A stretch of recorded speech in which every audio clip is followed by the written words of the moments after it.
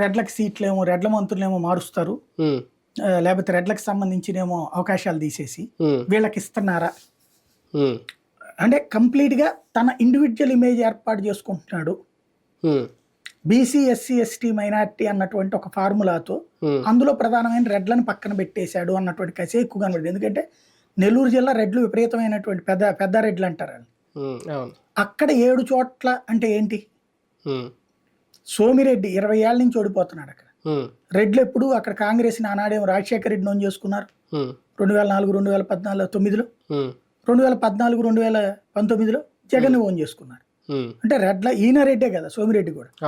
కానీ ఆ రెడ్లందరూ కూడా ఓన్ చేసుకున్నది ఆ రెడ్డిని.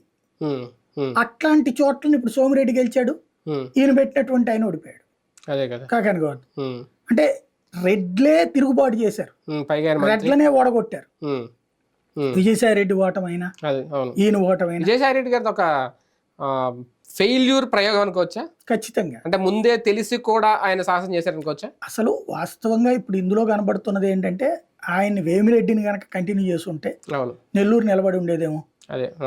రెండోది చిత్తూరులో కానీ వీటిట్లో ఏమైంది, రెడ్లు అక్కడ ఇప్పుడు వాస్తవంగా కరుణాకర్ రెడ్డి కొడుకు, చెవిరెడ్డి కొడుకు, ఇట్లాంటి ఇప్పుడు ఏమైనాయి పెద్ద సమస్య అవలా.